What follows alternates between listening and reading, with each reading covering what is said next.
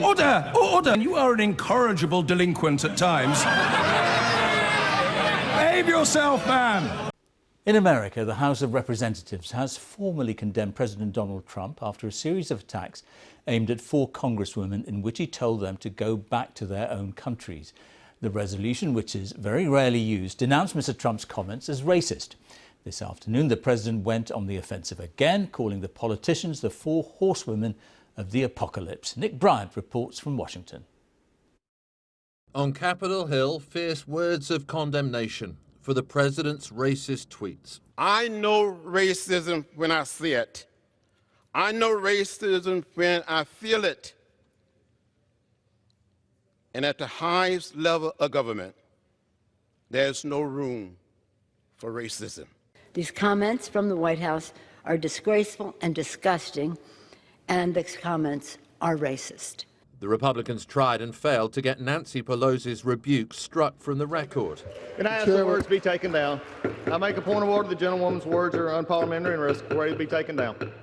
And such was the mood of acrimony that the acting chairman of the House put down his gavel and left. Because we want to just fight, I abandon the chair.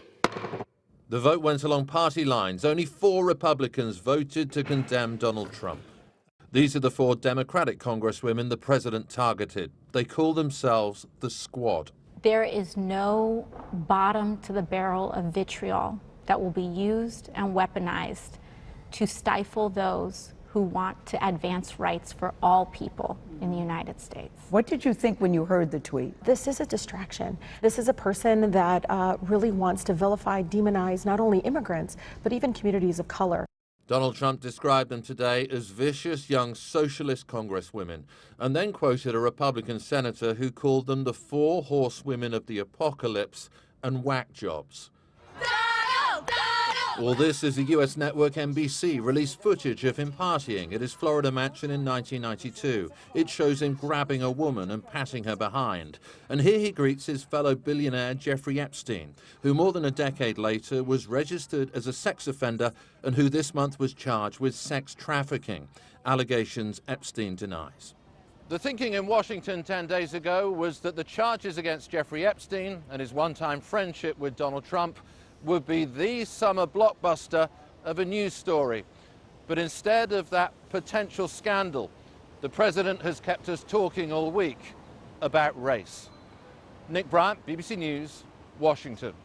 Now, President Trump's string of attacks on 4 congresswomen have been condemned as racist by a vote in the US House of Representatives. The vote, which passed mainly along party lines with just 4 Republicans voting with Democrats to condemn the president, led to a bitter debate on race, ethnicity and political ideology in the US today. Kieran Jenkins reports from Washington. Some of us have been victims of the stain, the pain, and the hurt of racism. First, the fury.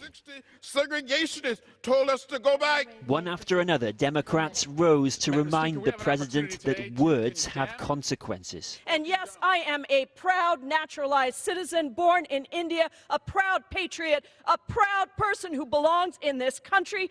And make no mistake, when people tell me to go back to where I came from, that is a racist insult because it's based on race. If I was white, they would not tell me to go back to China. Now, the chaos. To join us in condemning the president's racist tweets. That word, racist, from Democratic leader Nancy Pelosi, set sparks flying. And a shameful abdication of our oath of office. I was just going to give the General Speaker of the House if she would like to rephrase that comment. It drew a Republican demand that her words be struck off, censored. Can I ask the words be taken down? The last year that happened, appropriately, 1984. I came in here to try to do this in a fair way. There was disarray. Because we want to just fight, I abandon the chair. There was disagreement. The chain of 3 tweets sent out by President Trump. And in those tweets, I see nothing that references anybody's race.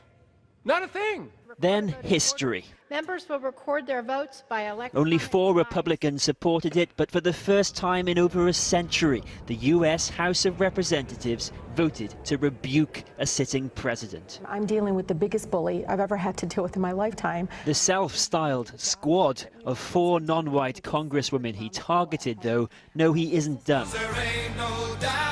Sure enough, the president just pumped out this ode to himself on Twitter, and look at how it ends, with the hallmark of a man who bears a grudge. Kieran Jenkins reporting from Washington there.